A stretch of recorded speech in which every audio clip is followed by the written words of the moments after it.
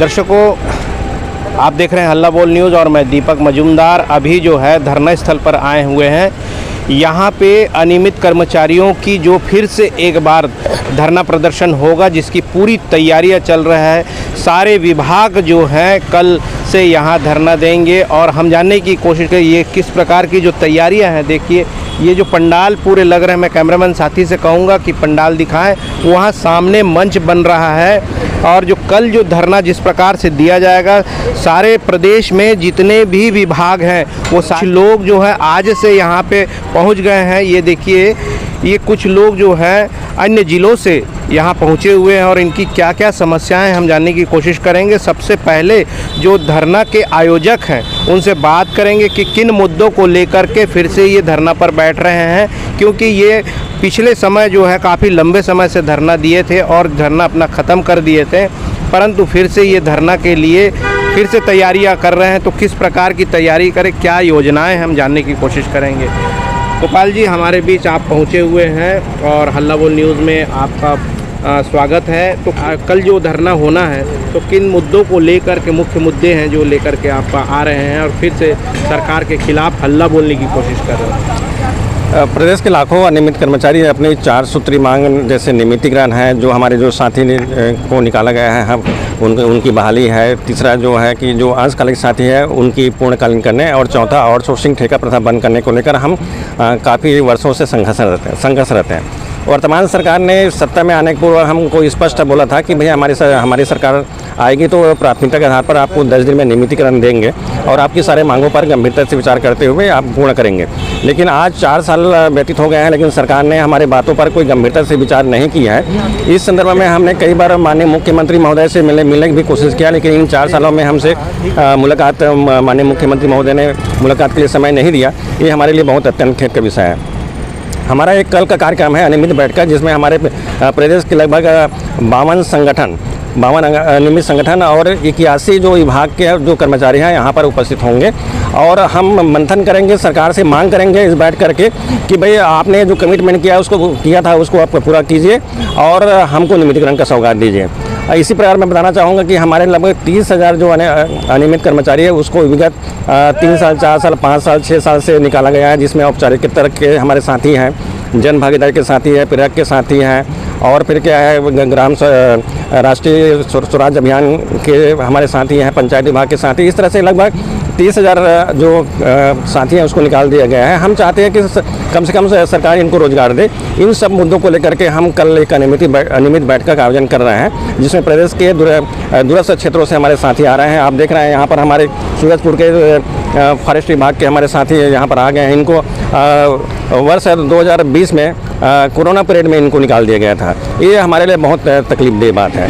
तो अब इन सारी चीज़ों पर हम मंथन करेंगे, सरकार से मांग करेंगे कि आप देखिए सरकार का 4 साल हो गया है, ये 5वां साल चल रहा है, अभी बजट में 1 महीना बाकी है, तो अब सरकार नहीं करेगी तो कब करेगी।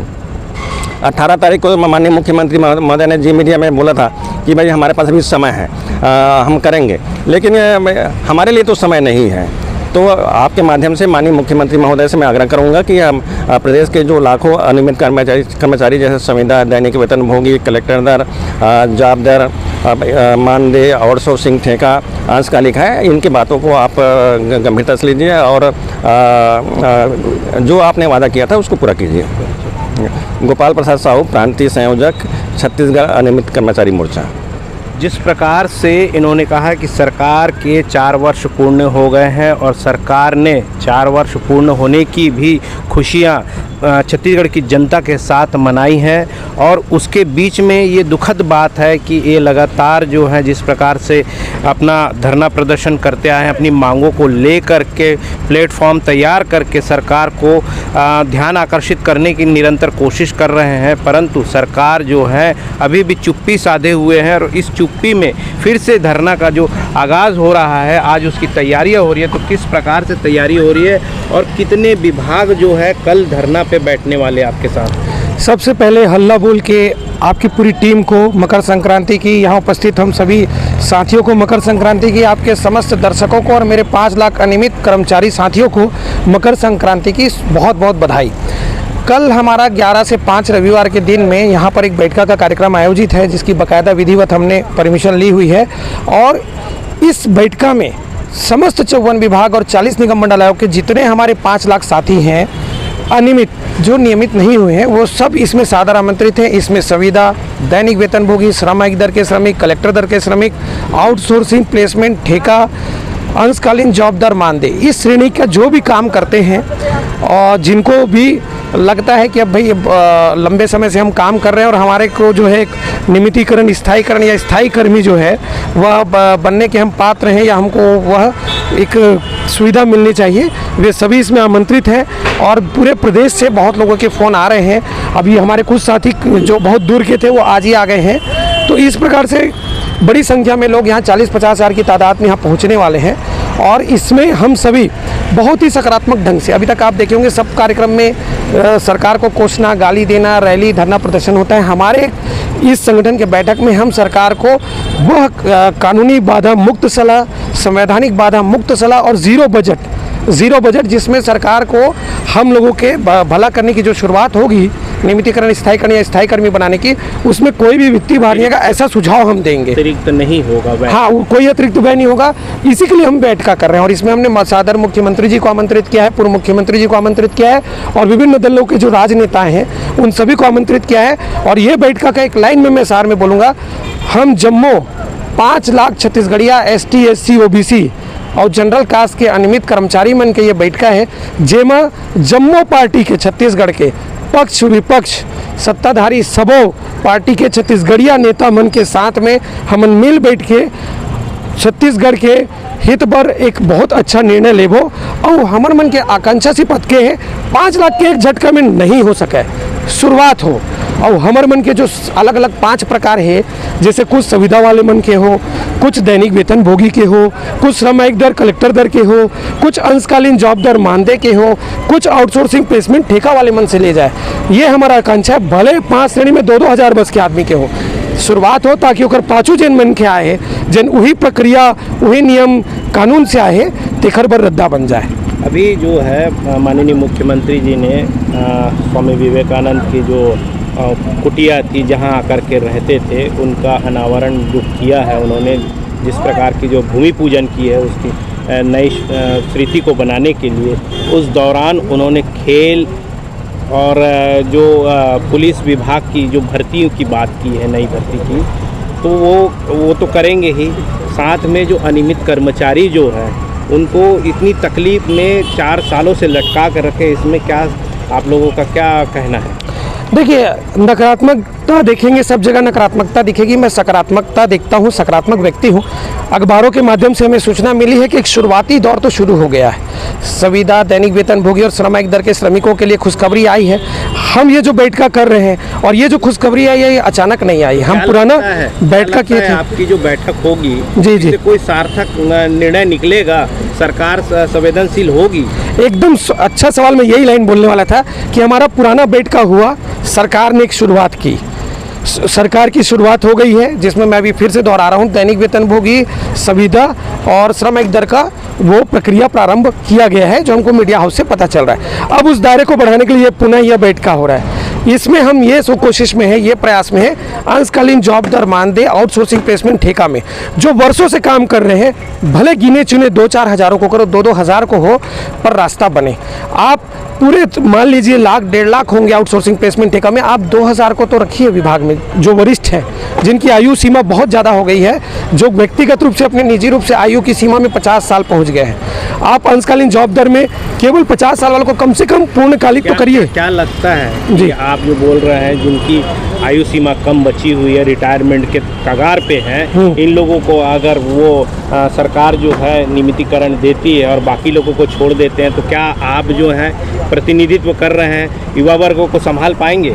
देखिए, मैं जो बोल रहा हूँ, हमने बोला बैठक में हम संवैधानिक, कानूनी और बजट वित्तीय भार जीरो वाला हम फॉर्मूला दे रहे हैं, मतलब हम लोग अध्ययन करते हैं। आपको मैं बता दूं, कि भले हम 5 लाख हैं, 5 लाख तो में सबको चाहिए आज के डेट। जी, वही समझा रहा हूँ कि कैसे होगा। जो आपका सवाल है उसका जवाब उसमें मिल जाएगा। हम 5 लाख हैं, मैं हर श्रेणी से 2-2 हज़ार बोल रहा हूँ, आयु सीमा के हिसाब से सहानुभूति में बोल रहा हूँ। तो उससे क्या होगा, सरकार के पास ऐसी संख्या कम लोगों की होगी तो सरकार को ऑलरेडी बोझ नहीं पहुँचेगा, पहला। दूसरा, यदि कोई व्यक्ति एक ही प्रकार का काम कर रहा है, जैसे मान लीजिए कोई श्रमिक दर के श्रमिक हैं 33,000 पूरे छत्तीसगढ़ के संभाग में, तो जो पॉलिसी बनेगी भले उसमें से 50 साल वालों के लिए बनेगी, उनको तत्काल ले लेगी सरकार जो हमारे सुझाव के अनुसार, परंतु पॉलिसी पूरे उसमें 33,000 लोग जो है उसमें शामिल रहेंगे। नीति उन सब के लिए बनेगी, सब सुरक्षित हो जाएंगे जो आज के डेट में काम कर रहे हैं। यही फॉर्मूला दैनिक वेतनभोगी, संविदा, आउटसोर्सिंग, प्लेसमेंट, ठेका, अंशकालीन जॉबदार, मानदेय के लिए होगा। अगर जो पॉलिसी बनाएगी सबके लिए बनना आना ही पड़ेगा। सरकार बनेगी तो उनके पास उनका अधिकार होता है कि जो आपकी पॉलिसी बनेगी वो पॉलिसी ख़त्म भी की जा सकती है, नई पॉलिसी भी बनाई जा सकती है। तो आप कैसे कह सकते हैं कि इस दौरान जो है जो बुजुर्ग लोग हैं जो रिटायर के कगार में हैं उनको नियमितीकरण देगी, बाकी को छोड़ देगी, तो उनकी नियमिती का गारंटी है क्या? देखिए, देश चाहे कितने भी पूर्ण बहुमत की सरकार हो, डॉक्टर मनमोहन सिंह जी की हो या नरेंद्र मोदी जी की हो, डॉक्टर रमन सिंह की हो या भूपेश बघेल जी की हो, संविधान और देश के कानून से चलता है। यदि पॉलिसी एक बार बन गई तो इतना सरल नहीं है उसको खत्म करना, और पॉलिसी ही बनाना जो है सबसे कठिन है। प्रावधान है तो अगर देखिए, आप संविधान में संशोधन की जो बात कर रहे हो बहुत बड़ी बात है। भूपेश की सरकार है, कल किसी और की सरकार हो सकती, तो संविधान में संशोधन की मांग जायज़ है और उसके अंतर्गत आकर के संशोधन कर दे तो फिर देखिए, लोकतंत्र चलता है, भीड़ तंत्र भी कहते हैं। ये जो 5 लाख हम लोग अनियमित कर्मचारी हैं, हम परिवार के 5-5 सदस्य मतलब 25 लाख, और मेरे एकदम रिलेटिव नज़दीकी रिश्तेदार तो 50 लाख, 1,95,00,000 मतदाता, लगभग हमारा जो वोट प्रतिशत है 12% है। निश्चित रूप से मैं कई काम करता हूं तो शिक्षित परिवार से हूं, तो मेरे घर के लोग भी जागरूक होंगे, मेरा जो सगा रिश्तेदार है एक, वो भी बहुत जागरूक होगा, मतदान करने भी जाता होगा। तो 12% वोट बैंक है। तो ऐसा नहीं है कि कोई भी सरकार ऐसा करेगी। और सबसे बड़ी बात, सरकारें बनती हैं जनता के द्वारा, जनता के हित के लिए। आप खुद सोचिए, यदि आदरणीय भूपेश बघेल जी की सरकार हमारे लिए कुछ सकारात्मक निर्णय लेके जाती है, भले उसमें कुछ लोग अभी तत्काल बहाल हो जाएंगे और बाकी लोग जो है आगामी वर्षों में चरणबद्ध होंगे, तो कौन सरकार ऐसा चाहेगी कि उसके मुंह का निवाला छीन ले? ऐसा तो नहीं है। जैसे इतनी बड़ी जो संख्या यहाँ तादाद पहुंची, ये रातों रात नहीं हुई है, ये कांग्रेस गवर्नमेंट में नहीं आई है। आखिर मानवतावादी बीजेपी के द्वारा जो तरीका लगा लोगों को रोजगार देने का, वो व्यवस्था उन्होंने दिया। आउटसोर्सिंग, ठेका, प्लेसमेंट, अंशकालीन जॉबदार, मानदेय, संविदा, दैनिक वेतनभोगी, श्रमिक और कलेक्टर दर, उसी परंपरा को वर्तमान सरकार भी आगे बढ़ाई। अब ये सरकार कुछ अच्छा इनके लिए शुरुआत करेगी तो नैतिक रूप से उस सरकार के पर दबाव भी रहेगा और हमारा संवैधानिक अधिकार भी है कि वो उसको आगे बढ़ाएगी। क्योंकि अगर सरकार 50,000 एक ही प्रकार के रखे हुए व्यक्तियों में किसी एक के लिए निर्णय लेगी और बाकी को छोड़ देगी, तो वो जाके कोर्ट से स्टे ले आएंगे। सरकार जो है बहुत अच्छे से समझ गई है ओल्ड पेंशन स्कीम और आपका जो 76% वाला बाधा है उसको उनको समझ में आ गया है। तो ऐसी चूक ये सरकार अब नहीं करेगी। जैसे 76% बहुत ज़रूरी थी छत्तीसगढ़ की जनता के लिए, जैसा ओल्ड पेंशन स्कीम बहुत ज़रूरी है छत्तीसगढ़ की जनता के लिए। अभी तो लास्ट टाइम मैं अगर मैं गलत नहीं हूँ तो डॉक्टर रमन सिंह जी की, मैं पूर्व मुख्यमंत्री जी की बाइट देख रहा था, उन्होंने कहा कि केंद्र सरकार इस पर विचार कर रही है ओपीएस के लिए। तो एक अच्छी योजना को हर कोई प्रोत्साहित करता है। तो मैं बिल्कुल उम्मीद करता हूँ ये छत्तीसगढ़िया सरकार है, संवेदनशील सरकार है और हम 25 लाख छत्तीसगढ़िया लोग के उम्मीद में जरूर खरा उतरेगी। ये हम सब का एक विश्वास है, भरोसा है भूपेश बघेल जी के ऊपर, और ये 25 लाख को भरोसे के दम पे मैं बोल रहा हूँ कि शुरुआत तो जरूर करेंगे ये। मैं सत्यम शुक्ला, छत्तीसगढ़ अनियमित कर्मचारी मोर्चा का प्रदेश प्रवक्ता। तो दर्शकों, आपने सत्यम शुक्ला जी को सुना और जिस प्रकार की इनकी मन में जो भूपेश सरकार को लेकर के विश्वास है कि भूपेश है तो भरोसा है, इस बात को इन्होंने अनकही ढंग से कह दिया कि भूपेश सरकार जो है संवेदनशील सरकार है और निश्चित रूप से कोई एक बड़ा निर्णय लेते हुए इनको आत्मसम्मान तरीके से जीने का अधिकार प्रदान करेगी।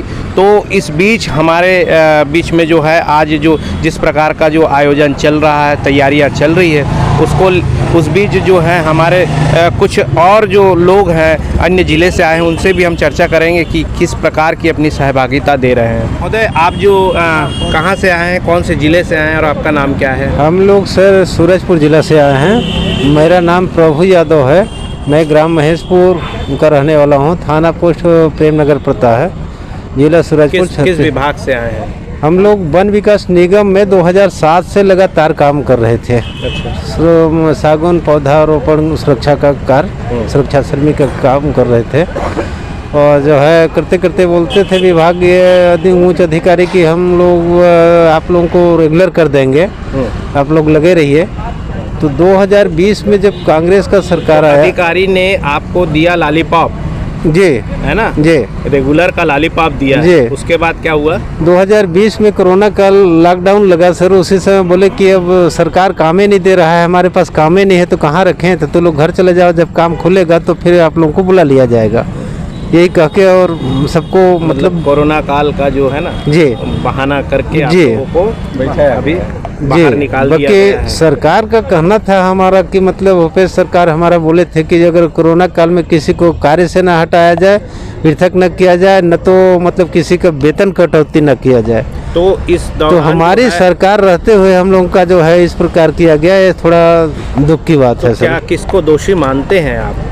दोषी सर अभी तक तो अधिकारी जो है किस वजह से हटाए, सरकार को दोषी मानते हैं या अधिकारी वर्गों को दोषी मानते हैं? जी सर वही तो अब अभी सरकार तक हम लोगों का खबर नहीं जुट रहा है कि क्या कारण है, अब नहीं कहा। आपकी बात कर रहा हूँ, जी। तो आपका जो टोटल जो कर्मचारी बाहर हुए जी, हैं, जी। तो वो सरकार को दोषी मानते हैं कि अधिकारी को दोषी मानते हैं कि अभी तो अधिकारी हम मनमानी कर रहे हैं अपनी? जी, या अधिकारी को मान रहे हैं सरकारी सर। आदेश का अवहेलना कर रहे जी, हैं, ऐसा हमारा सरकार जो है सरकारी आदेश का अवहेलना कर रहे हैं, हमारा विभाग का ही मतलब दोष है सर। परिचय दीजिए। मैं प्रभु यादव, ग्राम महेशपुर। तो दर्शक साथियों, जो जिस प्रकार की जो बातें सामने आ रही है कि सूरजपुर से जो कुछ लोग आए हैं, वन विभाग के कर्मचारी हैं, जिन्हें बाहर निकाल दिया गया है। अब ये सबसे बड़ा सवाल उठता है कि ये लोग सम्मिलित रूप से जो आंदोलन करने जा रहे हैं कल से, तो इनके साथ जो है सरकार किस प्रकार का रवैया अपनाएगी और किस प्रकार से इनको ढाढ़स बंधाएगी कि ताकि इनका जो भविष्य अधर में लटका हुआ है, सरकार इनके भविष्य को लेकर कितना चिंतित है और किस प्रकार की कार्रवाई करेगी, ये आने वाला समय ही बता पाएगा। तब तक के लिए हमारे साथ जुड़े रहिए, देखते रहिए खास खबर।